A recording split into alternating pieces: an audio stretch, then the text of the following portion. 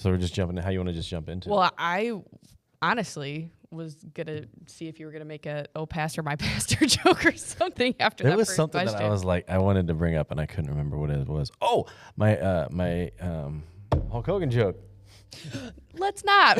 on. Let's not do Hulk Hogan jokes on the podcast. Oh, man. But yeah, Pastor Jake. What I mean, so somebody asked, why do we say Jake instead of Pastor Jake? Sue McKay sent that in. Yeah. I think somebody asked. It says Sue M, but we all know who it Oh really yeah, is. yeah. Miss McKay. Happy birthday, Sue. I know Belated. that was so fun that we Yeah. all wrote that. It was Yeah. funny because I finished writing my name in the book. And then immediately closed it, went to pass it, and then they said, "Oh, it's her birthday." Immediately opened that book, and I was like, "Happy birthday, Sue!" with big hearts on it and everything. Yeah. And then Her the people face next to me, I was like, great, because I knew it was coming. Oh, okay. So I turned to look to see where she was when Bob said, "It's Sue's birthday," and she went, "Oh." I just dropped. I'm dying.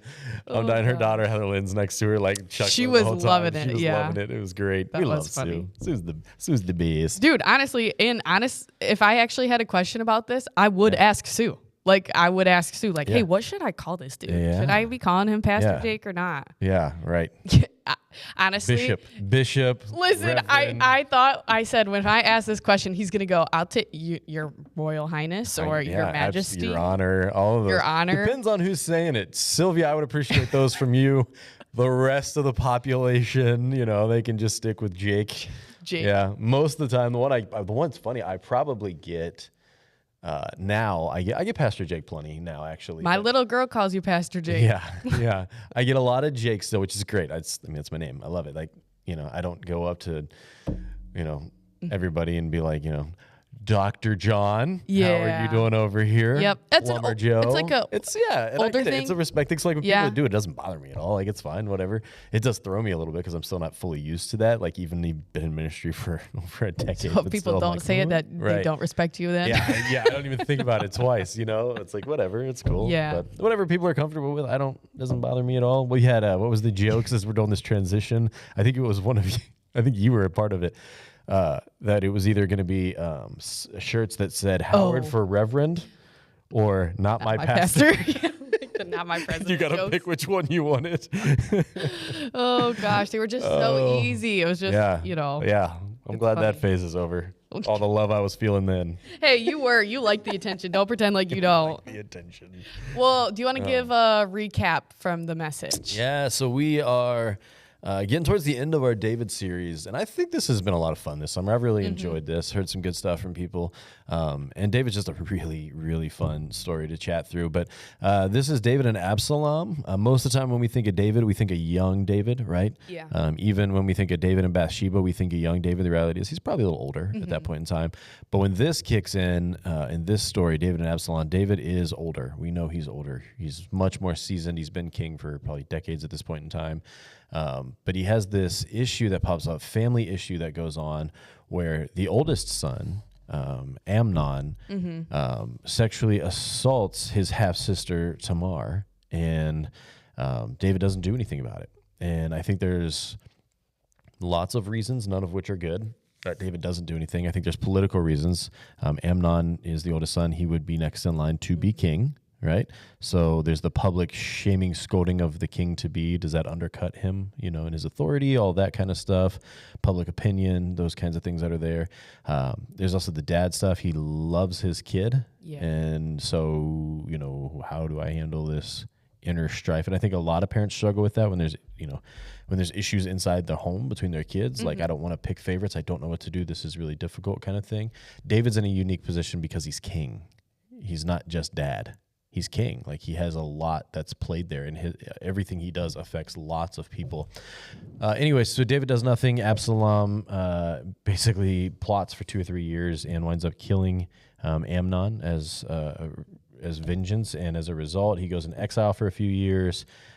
David longs for him, but doesn't do anything with him there. Once again, he's kind of caught a little bit in a rock and a hard place, and he chooses inaction, which is kind of a theme throughout this story. And it's choosing, right?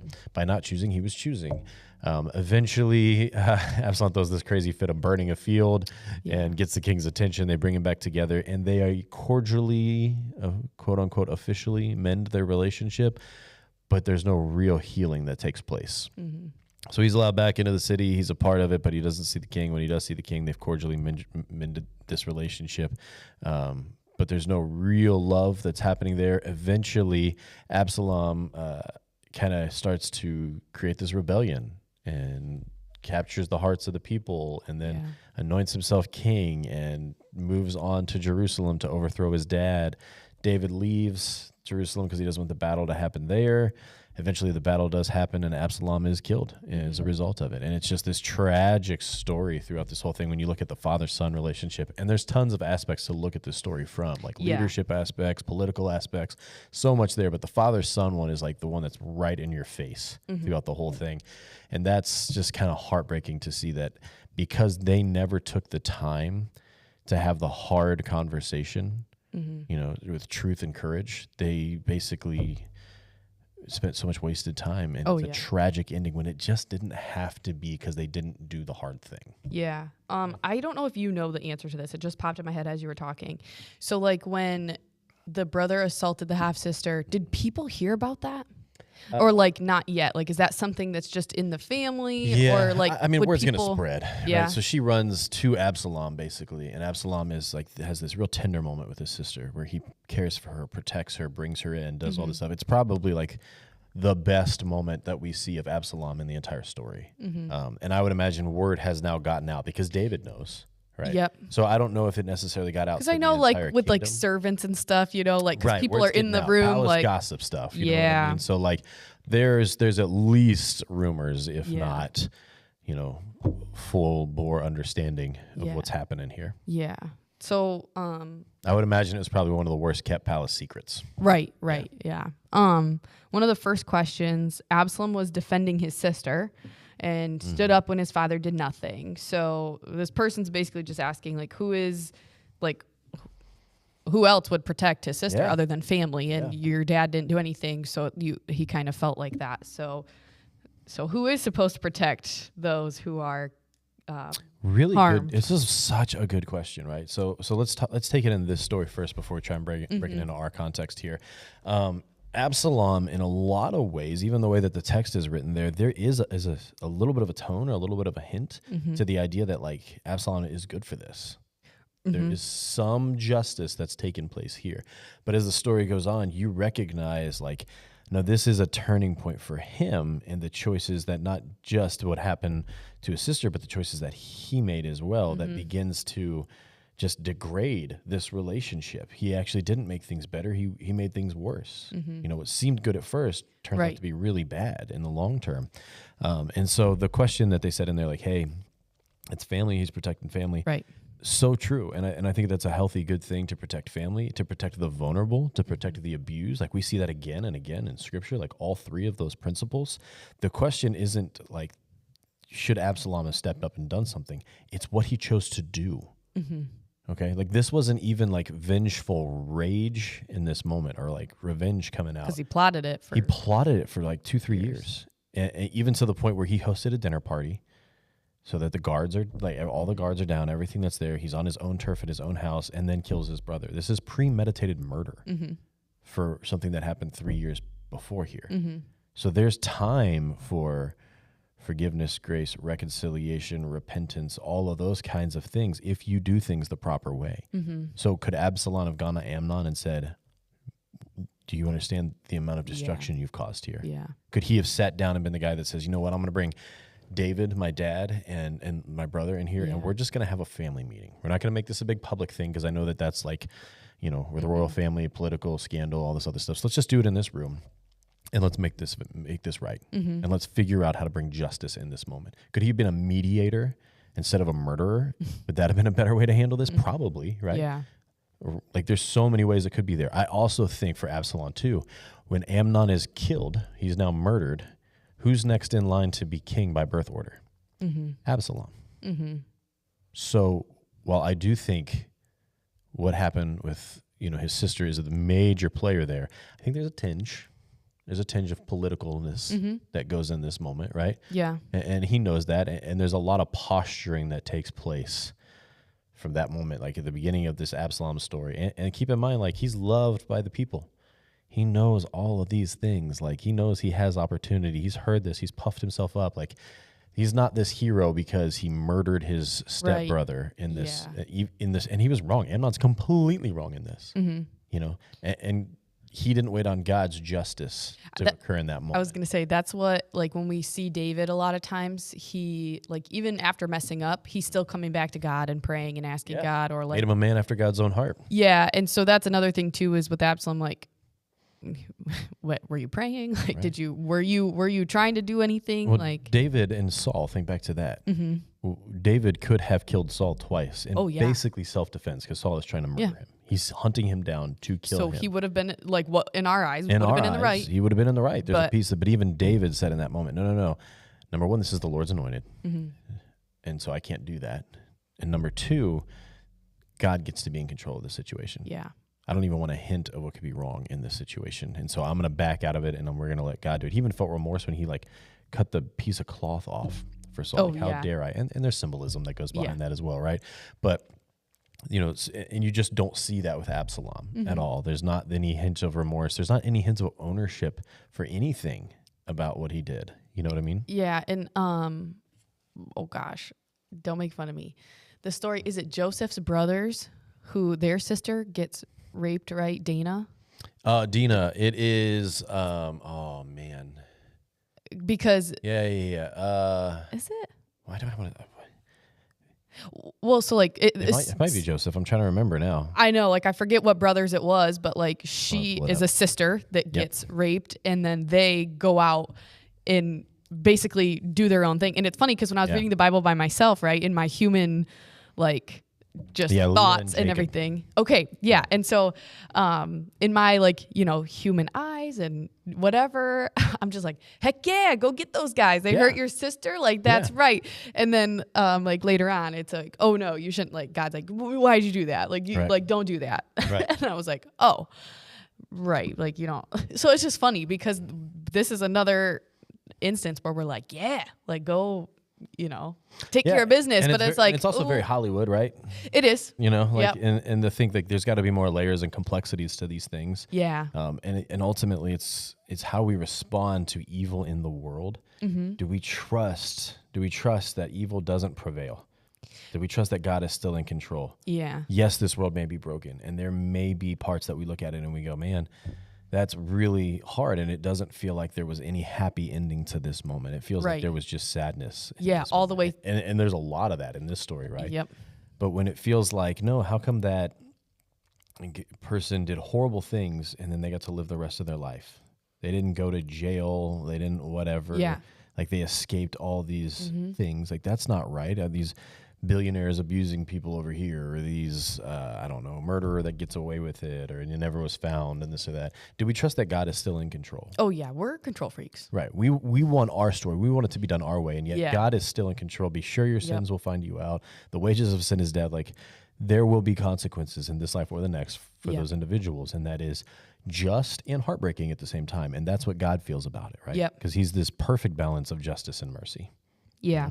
And it's just hard because, like I said, we're control freaks, but then also we can be worriers. And like, there's like, we have to remember that those things aren't really coming from God. Like, he's not wanting us to feel that way. Actually, I was talking to your wife on Sunday too. And I said, I saw this thing online that was like, you constantly worrying and freaking out is kind of like you're saying that, like, you think God's going to mess up. Like, you think God's not in control. Like, you think he's just going to screw everything up. And it's just like, well, I don't really think that. And it's like, well, start acting like it then.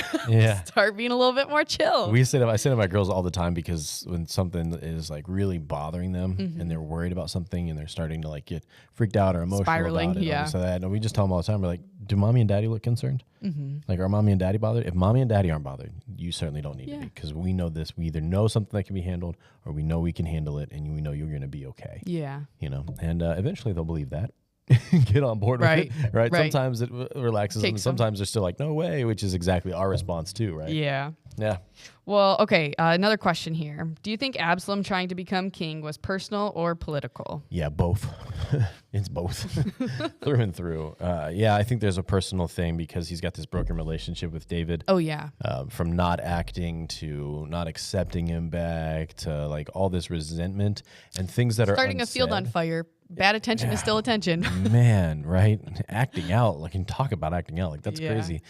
But like you can feel the resentment and all this stuff, and even like you almost can read between the lines and just see with Absalom the conversations that aren't happening in real life are playing out in his head. So he's having conversations with the dad. He's just making them up in his head, and it's just making him more and more angry. Yeah. You know, more and more upset on those kinds of things. Like, oh, hey, you were going to protect him because Amnon was going to be the king. Well, now I'm next in line. How come you're not having anything with me? Like, da-da-da-da. And I think there's even a little bit of worry that may have kicked in Yeah. of like, hey, maybe I'll get passed over. Do I need to take advantage of my opportunity? Do I need to grab it? There's an interesting tidbit. I cannot... Ahithophel, I can't remember the guy's name. But one of David's trusted advisors, and the Bible says like his advice was solid. He's really, really wise. Leaves David and goes to Absalom and becomes Absalom's like most trusted advisor. And in fact, when Absalom takes over Jerusalem and David is fleeing, he says like, now's the time to mount up and go get him. He's at his weakest. This is the time like to kill him and have the throne. And what happened is there's another advisor in Absalom's court that was a double agent that was actually pro-David. But David had sent him, and they got to be apart. And so he has Absalom's ear, and he tells him, no, don't go now. Don't go now. Like, raise up your army and then go out. Like, you don't have enough army. Bring from everywhere, and then, like, really build an army and, like, a show of strength and do all that. And so that's the advice that Absalom takes, and it's the wrong advice. Strategically, if he would have listened to the first guy, Ahithophel, I can't pronounce his name or say it right, but if he would have listened to him and gone out and attacked David, he probably would have won. Right now, the way the text reads is it basically says like God didn't allow that to happen. Yeah. It got orchestrated through people, all that kind of stuff. We recognize that. But what's so interesting to me in that story is that wise advisor who abandoned David and went to Absalom is the grandfather of Bathsheba. Really? Yeah. Interesting. Yeah. So like he's been stewing probably on this for how long now of what David did as the king and has had no chance for his own vengeance. So he's in the same vein as Absalom. Yep. Right. And they both have this personal vendetta in some ways against David at this moment. Yeah. So like the complexities of this story, I mean, it's a few chapters long. We didn't get to read it. We just kind of jumped around, but it's so deep. It's so good. Well, and like, I mean, we even know too that like we do not act our best when we are angry or stewing over something. And I forgot how long ago it was when we did the whole thing on like forgiveness and how like, it's for you too. Like you're hanging on to that. You're letting somebody have that power over you when like they might not even be feeling the same way. Like, and so I was thinking of the sermon series. I forgot what it was, but the whole time, because it's like, man, you just in even how you said like Absalom's like kind of letting these things like in his own head, like it's building up because things aren't being done, things aren't getting taken care of, so it's just the tension is building the whole time. It's a hard skill to learn to forgive somebody who's not asking for it. Oh yeah, you know what I mean. And what you're really doing is just you're letting it go and releasing it for yourself. Yeah. You know, like they probably don't actually receive that forgiveness because they haven't asked for it, but you're also not holding that burden anymore. You know, it's the heaping of the coals kind of mindset. And the other thing too, we didn't really even talk about, but I just thought was interesting was the hair thing. Cause I remember that's how he died, but then like, cause that was like his thing. Like, you know, his hair was a thing. We're talking Fabio, lush, baby. We're like, Pantene I'll be honest, Pro I'm V jealous. over here. Absolutely. Do you remember like the Head and Shoulders commercials with like Troy Polamalu? He used to play football. He's got this beautiful like afro thing going on or whatever. That's what I picture like happening here with my guy. You know what I mean? Just luscious locks. Luscious. Yeah, man. Caught up in a tree.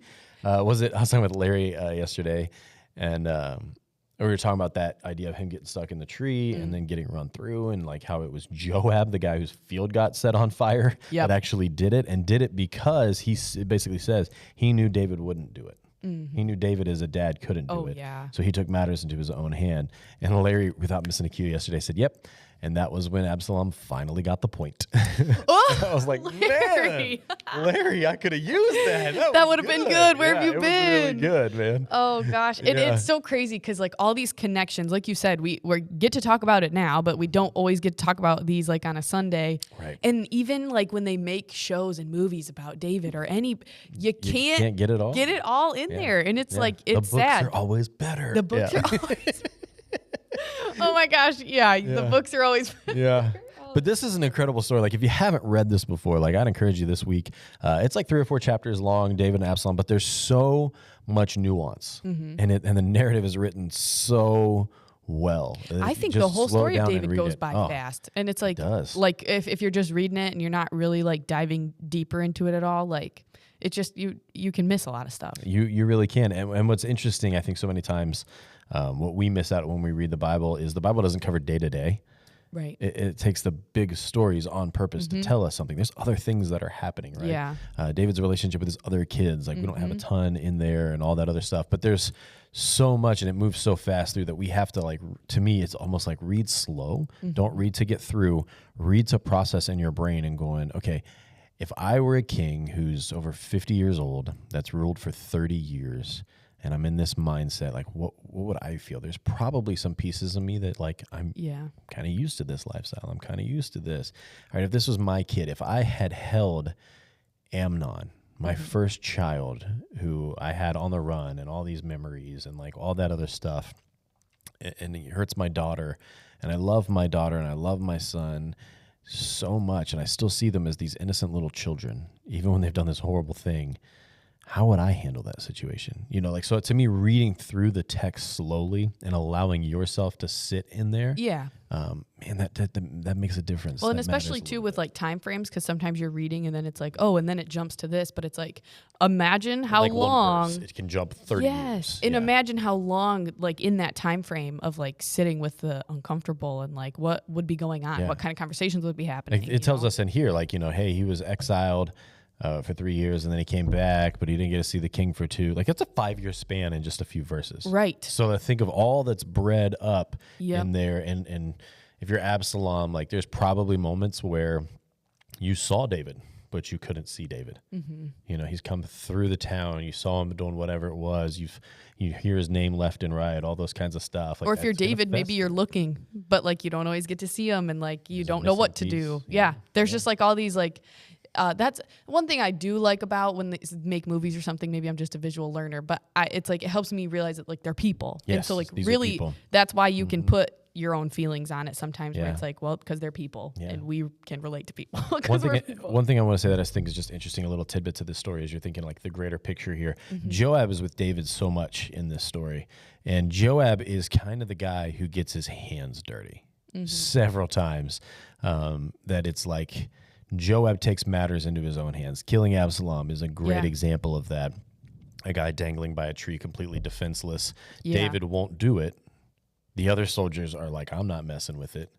And Joab's the one who gets his hands dirty, right? And there's a little bit of, dude, burn my field, you know, in that moment. Yeah. What's so interesting to this, because David keeps Joab around is like one of his guys, because he's the fixer in a lot of ways for him. When Solomon is going to be the next king, and he's anointed, and David's on his deathbed, and David writes to Solomon, and we have it in the Bible. One of the things that David says to Solomon is, you got to handle Joab. Like, you got to kill Joab. You can't have him around you. And Solomon does. Yeah. And I remember reading that initially, because you know, I didn't fully like comprehend at the time.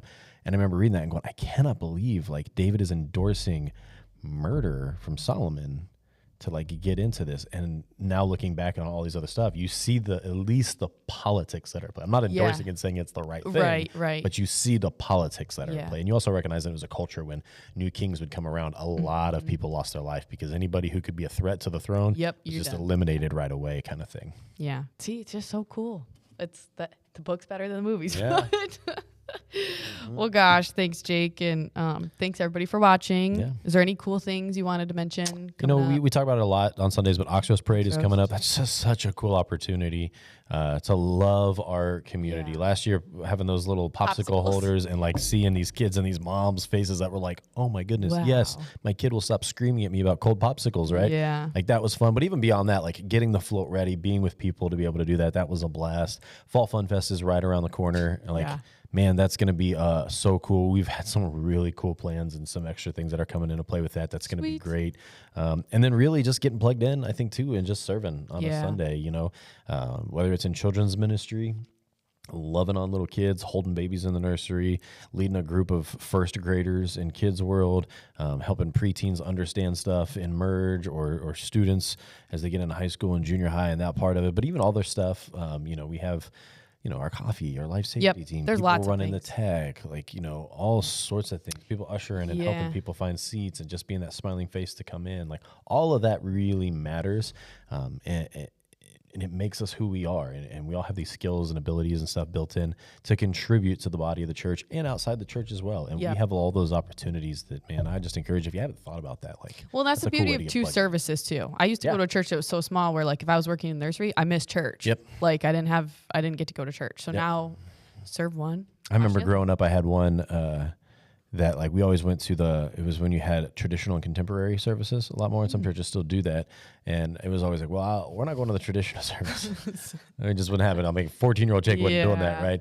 But I actually served in the nursery with my family twice a month. And so it was like I couldn't go to church twice a month, and I could, but with two services that are identical, like you get that ability afforded. That's really cool. So that's another great question to ask Sue. Where can I serve? Yeah. Pastor Jake said. Pastor Jake wanted to know, where can I serve? Yeah. Well, thanks again, everybody, for watching. Like, share, subscribe, all that good stuff, and we'll see you on Sunday.